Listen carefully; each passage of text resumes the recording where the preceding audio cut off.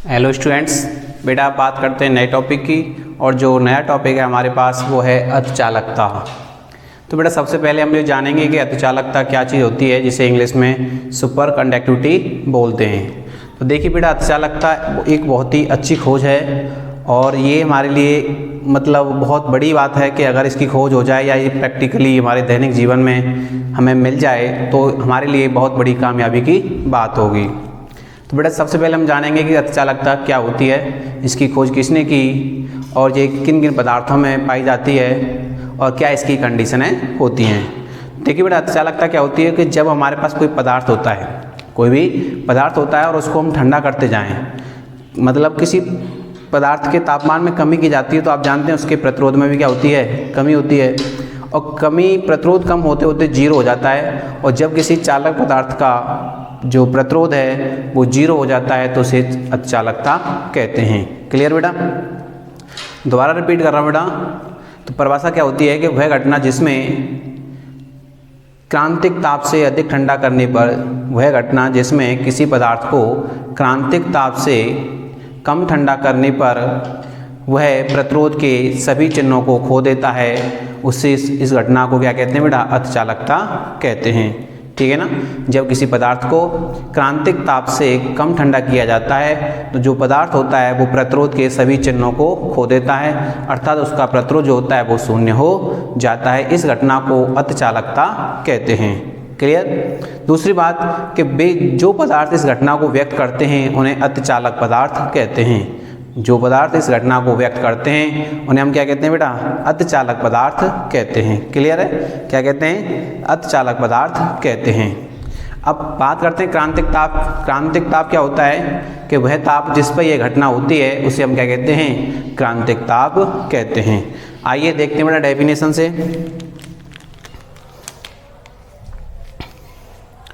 बेटा परिभाषा इसकी देखना, वह घटना जिसमें किसी पदार्थ को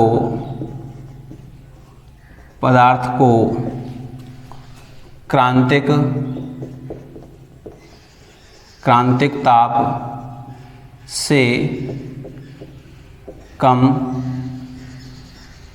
ठंडा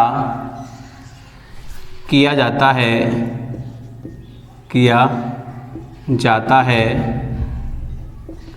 तो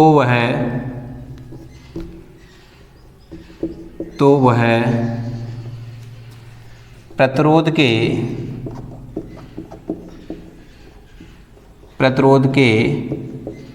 सभी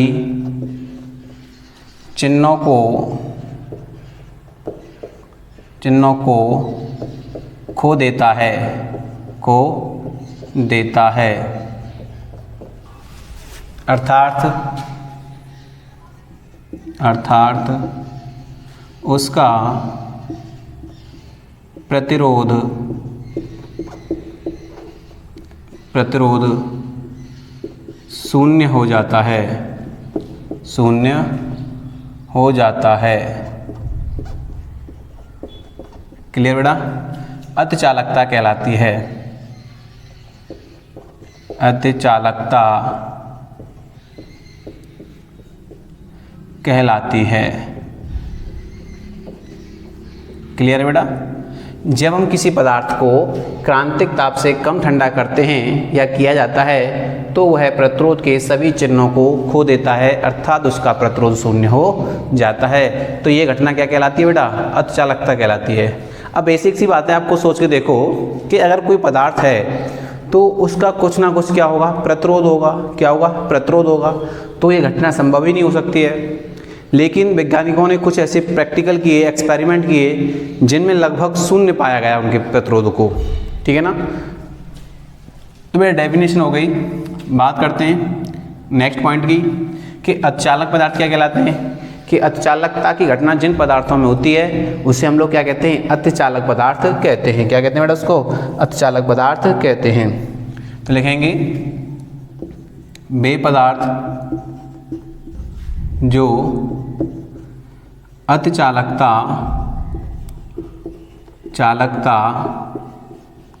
प्रदर्शित करते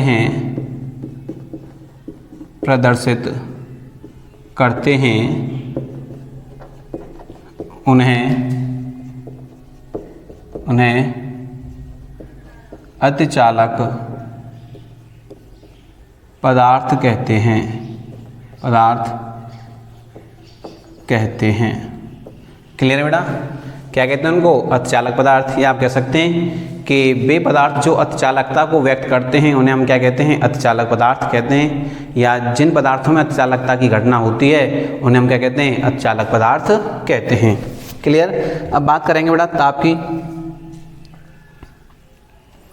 अब बेटा नेक्स्ट पॉइंट, आप जानते हैं किसी चालक का ताप कम किया जाता है तो उसका प्रतिरोध भी क्या हो जाता है? कम हो जाता है। जब किसी चालक ताप का या चालक पदार्थ है उसका ताप कम करेंगे तो उसका प्रतिरोध भी क्या होगा? कम होगा और वह अच्छा चालक बनना प्रारंभ कर देगा। ठीक है बेटा?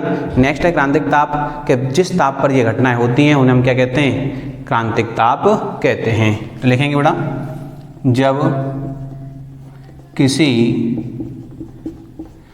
किसी चालक का ताप कम किया जाता है तो उसका प्रतिरोध भी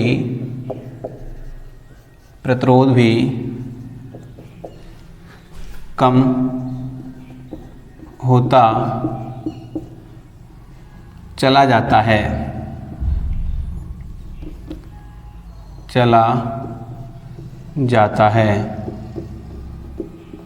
और वह एक अच्छा चालक बन जाता है। क्लियर है बेटा? जब किसी चालक का ताप हम कम करेंगे तो उसका प्रतिरोध भी क्या होगा? कम होगा और वह क्या बन जाएगा? एक अच्छा चालक बन जाएगा। ठीक है बेटा? अब बात करते हैं क्रांतिक ताप की। देखिए यहाँ मैं हेडिंग डाल देता हूँ, इसी का ही टॉपिक है बेटा, क्रांतिक ताप।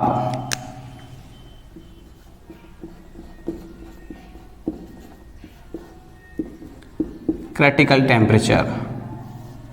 क्रांतिक ताप मतलब वह ताप जिस पर किसी चालक का प्रतिरोध शून्य होता है उसे चालक का क्रांतिक ताप कहा जाता है। लिखेंगे, वह ताप जिस पर किसी चालक का प्रतिरोध शून्य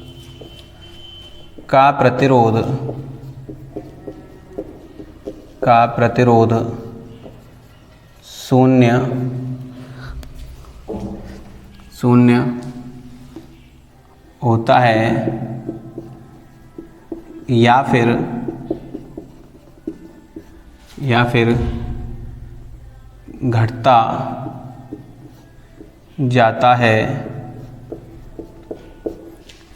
घटता जाता है क्रांतिक ताप TC कहलाता है। क्रांतिक ताप कहलाता है। क्लियर है बेटा?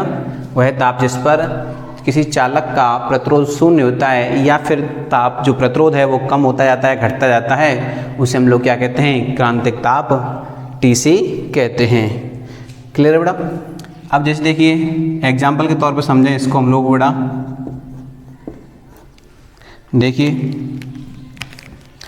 बेटा पारे के लिए जो क्रांतिक ताप होता है, पारे के लिए, ठीक है, तो 4.2 केल्विन होता है। कितना होता है बेटा? 4.2 केल्विन। 4.2 केल्विन पर उसका प्रतिरोध लगभग क्या हो जाता है? शून्य हो जाता है। नेक्स्ट है धात्विक टिन के लिए बेटा इसके लिए होता है 3.72 केल्विन। इस टेम्परेचर पर इनका जो प्रतिरोध होता है वो लगभग शून्य हो जाता है। कितना हो जाता है बेटा? लगभग शून्य हो जाता है। लगभग क्या हो जाता है, शून्य हो जाता है। क्लियर है बेटा। तो बेटा इसके लिए हम लोग पारे के लिए ग्राफ खींचेंगे। देखिए इधर पारे के लिए ग्राफ खींचा जाता है, एक्स बाई, यहाँ से वो है 4 से स्टार्ट करेंगे, 4.2, 4.1, 4.2, 4.3, 4.4। ठीक है बेटा। तो 4.4 की स्थिति पे देखो, हम वो देखिए बेटा इधर देखिए, तो पारे के लिए जो ग्राफ खींचा जाएगा वो कुछ इस तरह से आएगा।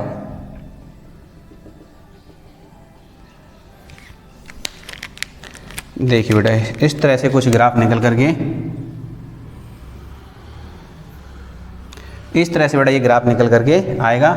ये टेम्परेचर को व्यक्त कर रहा है और ये प्रतिरोध को व्यक्त कर रहा है। क्लियर बेटा। तो पारे के लिए क्रांतिक ताप का मान कितना होता है, 4.2 होता है, और धात्विक टिन के लिए कितना होता है, 3.72 केल्विन होता है। ठीक है बेटा। नेक्स्ट पॉइंट है बेटा जो अतिचालकता की जो घटना होती है, अतिचालकता की जो घटना होती है वो अति अल्प तापों पर होती है, जिसकी वैल्यू होती है 10 केल्विन से लेकर 0.1 केल्विन तक। लिखेंगे बेटा इसको हम लोग, लिखेंगे अतिचालकता की घटना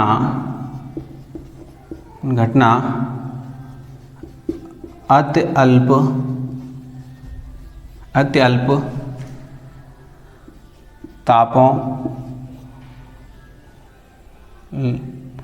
तापों पर होती है, जिसकी वैल्यू 10 केल्विन से 0.1 केल्विन तक होती है। क्लियर बेटा। जो अतिचालकता की घटना है वो बहुत ही कम तापों पर होती है, 10 केल्विन से लेकर के 0.1 केल्विन। देखो ये और ये इसी के रेंज में आ रहे हैं। ठीक है ना। तो ये बात है बेटा। अब इसको बेसिक तरीके से समझें कि बेटा अतिचालकता क्या होती है। आप कहोगे सर ये तो आपने किताबी रूप में बता दिया, अब बेसिक चीज़ क्या होती है। देखो सपोज करो ये मार्कर है, मेरे पास एक चालक है बेटा, मैंने क्या किया कि इसके एक साइड का या इस कोने का या इस कोने का या पूरे का मैंने इसका तापमान 0 कर दिया बिल्कुल, तो इसका प्रतिरोध क्या हो जाएगा, 0 हो जाएगा। तो इस चालक में एक बार करंट लगाने पर या एक बार किसी बाह्य स्रोत से धारा प्रवाहित करने पर इसमें जीवन भर अनंत काल तक, एक बार आपने करंट फ्लो कर दिया और फिर आपने इसको बाह्य स्रोत को हटा लिया, तो ये जो चालक तार है ये अनंत काल तक इस धारा प्रवाह करता रहेगा। अगर बेटा ऐसा हो जाए तो पूरे विश्व में जो ऊर्जा की समस्या है वो खत्म हो जाएगी। सोचो आप लोग कि इस चालक का तापमान अगर 0 हो जाए और तो इसका प्रतिरोध भी क्या हो जाएगा, 0 हो जाएगा।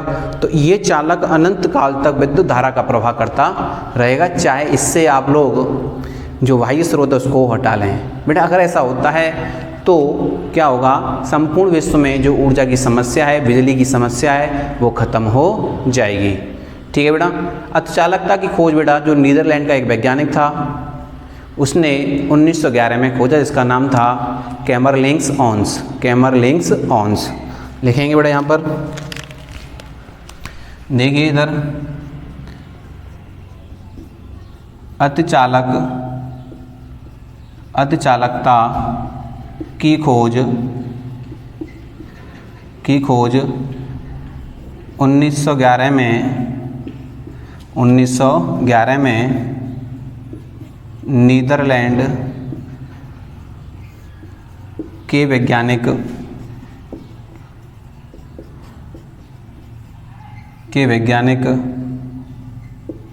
कैमरलिंग्स ऑन्स ने की थी। तो बेटा इस घटना की खोज कब की, 1911 में। किसने की, कैमरलिंग्स ऑन्स ने की। क्लियर है बेटा। किसने खोजा, कैमरलिंग्स ऑन्स ने। किस सन में, 1911 में। कहाँ का था, नीदरलैंड का। क्लियर है बेटा।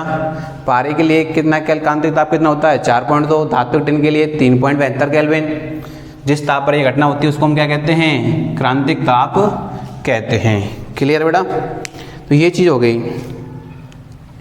अब मैं आपको बताना चाह रहा हूँ कि किसी भी चालक का प्रतिरोध शून्य होने का क्या अर्थ है। मैंने आपको बताया है कि यदि किसी चालक का तापमान शून्य कर दिया जाए तो उसका प्रतिरोध भी शून्य हो जाएगा, अर्थात उस चालक तार में या उस चालक पदार्थ में एक बार धारा प्रवाह करने पर वह अनंत काल तक धारा प्रवाह करता रहेगा, चाहे उससे विद्युत स्रोत को हटा लिया जाए। अगर ऐसा होता है तो संपूर्ण विश्व की ऊर्जा समस्या खत्म हो जाएगी। क्लियर बेटा? तो लिखेंगे, देखिए बेटा देख लो बेटा, इसका स्क्रीनशॉट ले लीजिए आप लोग। मैं दोबारा रिपीट कर रहा हूँ, ध्यान देना कि वह घटना जिसमें किसी पदार्थ को क्रांतिक ताप से कम ठंडा किया जाता है तो उसका तो वह प्रतिरोध के सभी चिन्हों को खो देता है। मतलब उसकी प्रतिरोध कम होता जाएगा। चिन्ह होने का अर्थ क्या होता है? कम होता चला जाता है, अर्थात उसका प्रतिरोध क्या हो जाता है? शून्य हो जाता है। अतिचालकता कहलाती है। जब किसी चालक का ताप कम किया जाता है तो उसका प्रतिरोध भी कम होता चला जाता है और वह एक अच्छा चालक बन जाता है। क्लियर बेटा? नेक्स्ट थी बेटा, वे पदार्थ जो अतिचालकता को प्रदर्शित करते हैं उन्हें हम क्या कहते हैं? अतिचालक पदार्थ कहते हैं। मैंने आपको बताया था कि जिन पदार्थों के द्वारा ये घटना व्यक्त की जाती है उन्हें हम क्या कहते हैं? अतिचालक पदार्थ कहते हैं। बात करते हैं क्रांतिक ताप, क्योंकि हमने यहाँ पर क्या यूज किया है बेटा? क्रांतिक ताप यूज किया है। क्या यूज किया बेटा? यहाँ पर हमने क्रांतिक ताप शब्द को यूज किया है, जिसका अर्थ समझो बेटा यहाँ पर कि वह ताप जिस पर किसी चालक का प्रतिरोध शून्य होता है या फिर घटता जाता है, क्रांतिक ताप TC कहलाता है। जहाँ हमने पारे के लिए बेटा यूज किया कितना? पारे के लिए बेटा कितना यूज किया है? 4.2। पारे के लिए कितना यूज किया बेटा हमने? 4.2 और टिन के लिए 3.72। नेक्स्ट था बेटा कि अतिचालकता की जो घटना होती है वो अत्यल्प तापों पर होती है, जिसकी वैल्यू कितनी होती है? 10 केल्विन से लेकर 0.1 केल्विन तक होती है। इसकी खोज 1911 में नीदरलैंड के वैज्ञानिक कैमल निक्सन्स ने की। अब बड़े पारे के लिए हमने ये ग्राफ बनाया है, ध्यान रखना ये ग्राफ इस तरह से निकलेगा। अब बात करेंगे कि चालक का प्रतिरोध शून्य होने का क्या अर्थ है। देखिए बेटा इधर,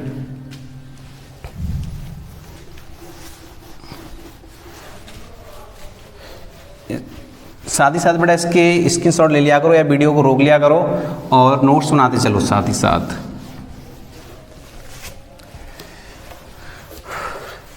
गर्मी बहुत ज़्यादा है।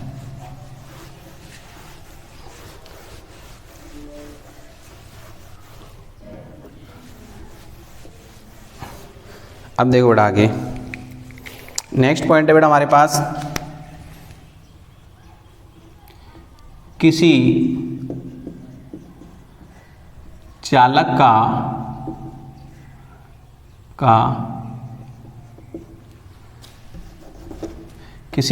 का प्रतिरोध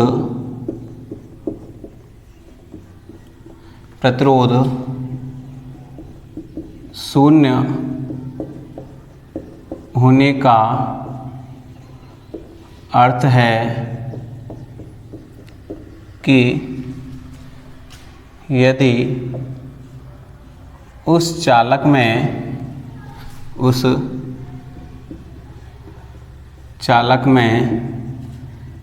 एक बार विद्युत धारा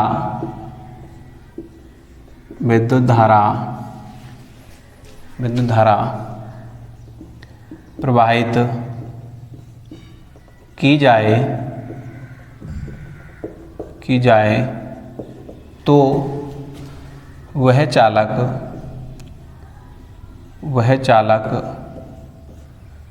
अनंत काल तक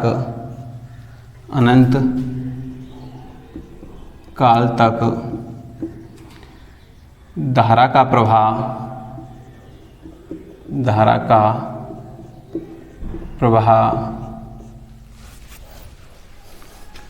करता रहेगा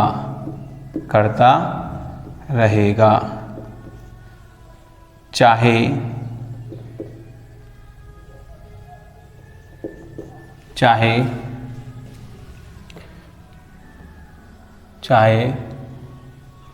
उस बाहरी स्रोत को हटा लिया जाए,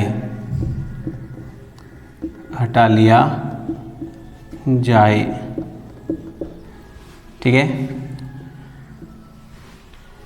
बेटा। मैंने आपको बताया कि किसी चालक में एक बार विद्युत धारा प्रवाहित की जाए तो वह चालक अनंत काल तक धारा का प्रवाह करता रहेगा, चाहे उससे उस बाह्य स्रोत को हटा लिया जाए। यदि ऐसा होता है, यदि ऐसा हो जाता है तो संपूर्ण विश्व में ऊर्जा की समस्या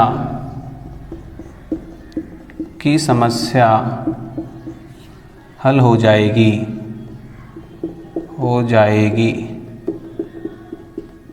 क्लियर बेटा। तो किसी चालक का प्रतिरोध शून्य होने का क्या अर्थ है, वो ये अर्थ है जो मैंने आपको बताया है। क्लियर है बेटा। कोई प्रॉब्लम किसी को, अगर कोई दिक्कत आती है तो आप हमें कमेंट बॉक्स में कमेंट कर सकते हैं और पूछ सकते हैं। अब देखिए बेटा, अर्धचालकता के उपयोग लिखेंगे, हेडिंग है बेटा हमारे पास। यह अर्धचालकता का देखिए बेटा, हम बात करते हैं अर्धचालकता का कारण कि अर्धचालकता की घटना क्यों होती है। लिखेंगे अर्धचालकता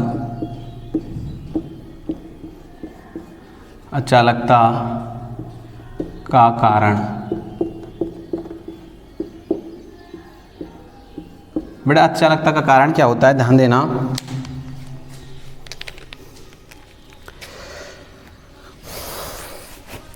बेटा जो अर्धचालक पदार्थ होते हैं तो उनके अंदर जो इलेक्ट्रॉन होते हैं, अर्धचालक जो पदार्थ होते हैं उनके अंदर जो मुक्त इलेक्ट्रॉन होते हैं वो कला संबंध होते हैं। कैसे होते हैं? कला संबंध होते हैं। कोरेंट्स फ्री इलेक्ट्रॉन होते हैं, कोरेंट्स फ्री इलेक्ट्रॉन होते हैं।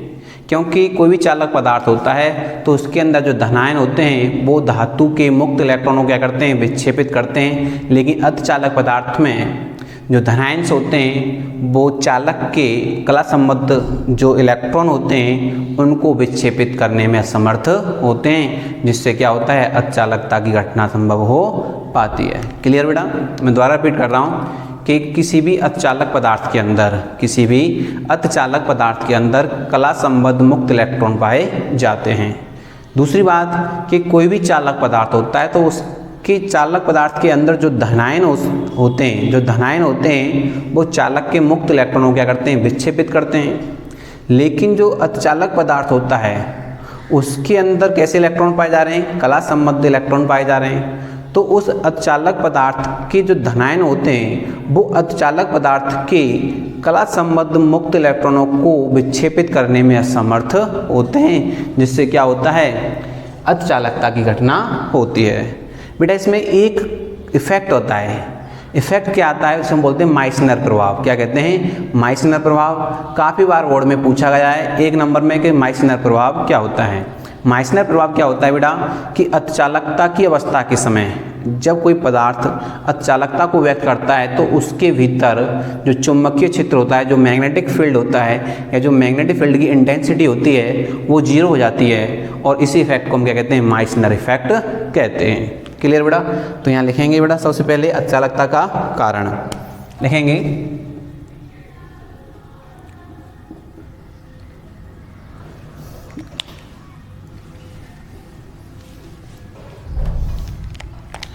लिखेंगे बेटा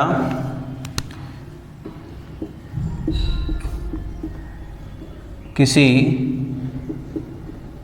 अर्धचालक पदार्थ के अंदर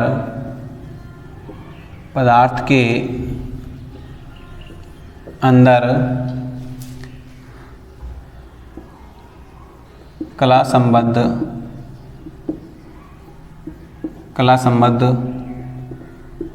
मुक्त इलेक्ट्रॉन पाए जाते हैं। किसी अर्धचालक पदार्थ के अंदर कला संबद्ध मुक्त इलेक्ट्रॉन पाए जाते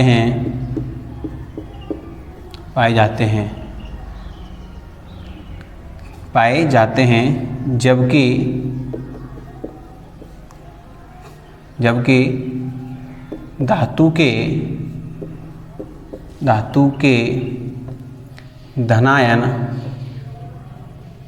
धनायन उसके मुक्त इलेक्ट्रॉनों को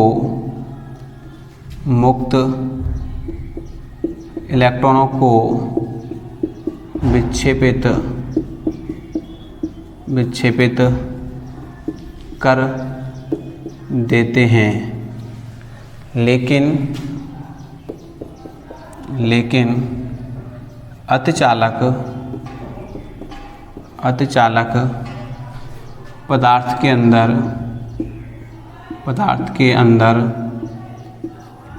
अंदर धनायन कला संबद्ध मुक्त इलेक्ट्रॉनों को विक्षेपित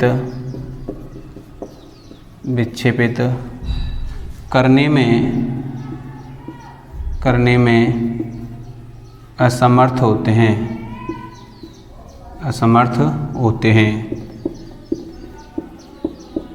ठीक है बेटा, तो ये क्या हो गया, अतिचालकता का कारण हो गया कि कोई भी अतिचालक पदार्थ होता है तो बेटा उसके अंदर कैसे इलेक्ट्रॉन पाए जाते हैं, कला संबद्ध मुक्त इलेक्ट्रॉन पाए जाते हैं। और जो नॉर्मल धातु होती है उसमें क्या होता है कि जो धनायन होते हैं धातु के, वो उसके मुक्त इलेक्ट्रॉनों क्या कर देते हैं, विक्षेपित कर देते हैं। लेकिन अतिचालक पदार्थ के अंदर जो धनायन होते हैं वो कला संबद्ध मुक्त इलेक्ट्रॉनों को विक्षेपित नहीं कर पाते हैं, जिससे ये घटना क्या होती है, संभव होती है। अब लिखेंगे बेटा, नया टॉपिक है हमारे पास माइसनर प्रभाव। लिखेंगे माइसनर प्रभाव। माइसनर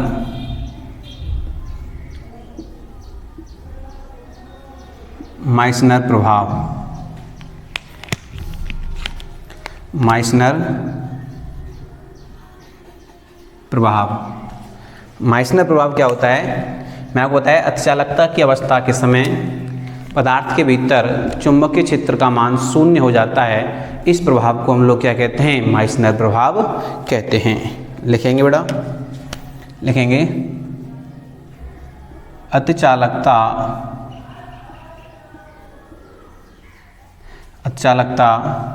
की अवस्था में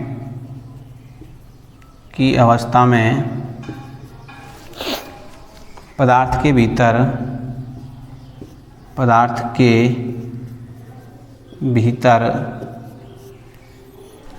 भीतर चुंबकीय क्षेत्र का मान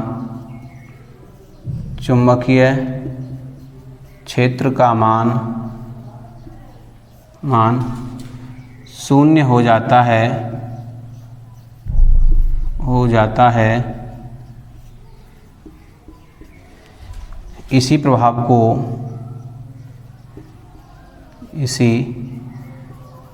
को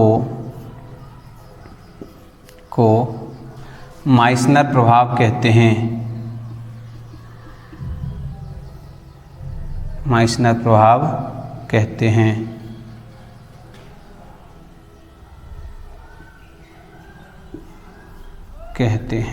क्लियर बेटा? तो अवस्था, जो अतिचालकता की अवस्था उत्पन्न हो रही है उसमें क्या होता है, पदार्थ के भीतर क्या होता है, चुंबकीय क्षेत्र का मान क्या हो जाता है बेटा, शून्य हो जाता है। चुंबकीय क्षेत्र का मान क्या हो जाता है, शून्य हो जाता है, जिसे हम क्या कहते हैं, माइसनर प्रभाव कहते हैं। अब टॉपिक है बेटा हमारे पास अतिचालक पदार्थों के उपयोग। बात करेंगे बेटा उपयोगों की।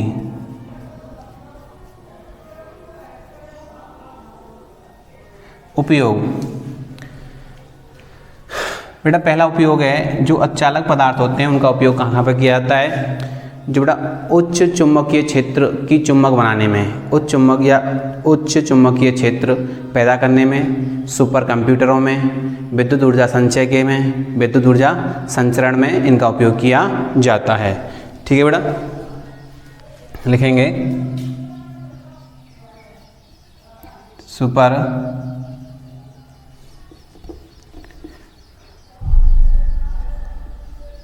कंप्यूटर्स बनाने में। नंबर 2, विद्युत ऊर्जा संचरण में।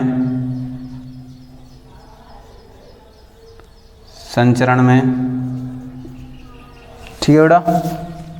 नंबर 3 है अपने पास पदार्थ विज्ञान शोधन में।